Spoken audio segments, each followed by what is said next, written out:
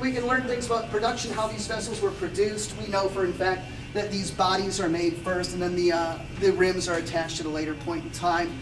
Trade and exchange too. These vessels are made in one place, they're often exchanged and traded out with other places. So we can see that there's interaction between various sites and whatnot. Yeah? Cool? Very. All right, very nice.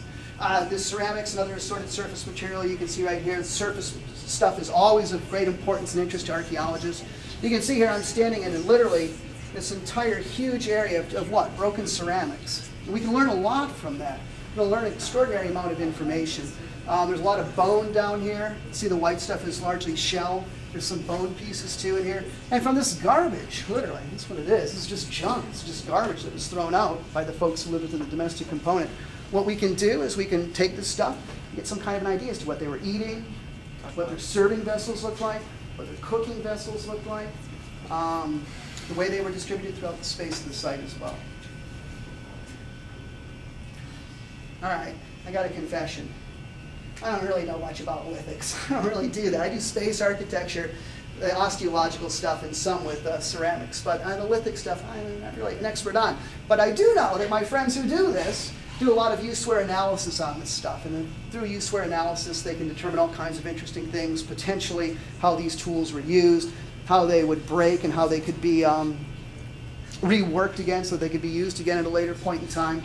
Resource acquisition can also be determined through stone tools. This piece right here is really interesting. This is actually, we found this in 2007 or 2006. It's this piece of slate that's been worked into a biface, okay? Now this slate is very much a non-local material. It doesn't come from anywhere near the site to the best of our knowledge. Probably came from over 100 kilometers away. So what does that tell us about trade and exchange? Garrett, question. I was about to ask, was that artifact up there either used for hunting or cutting meat? Neither. Its slate is really soft. And the truth of the matter is, we think it had more symbolic importance than anything else. There's just no practical use to it. My buddy Greg, who is a lithics expert, took a look at it and said there's no use-wear at all on the side of it.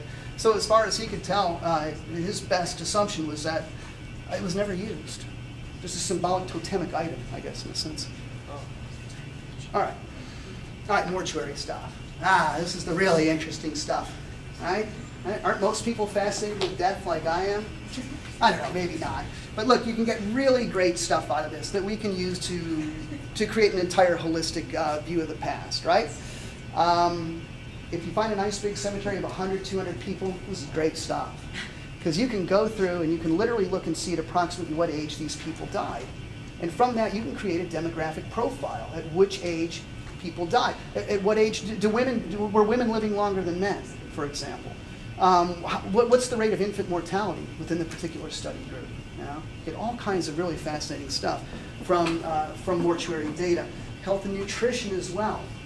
There are a whole host of nutritional insults that can occur to children when they're growing up. And these insults, even though people have grown up and lived through those insults, these things are still manifest later in life, especially teeth, okay? And there are other things as well, Harris lines and in the bones and stuff like that we can look at and see how their health and nutrition was. Did men eat better than women? Did women eat better than men? What was the nutritional level of children? Were they stressed within the population?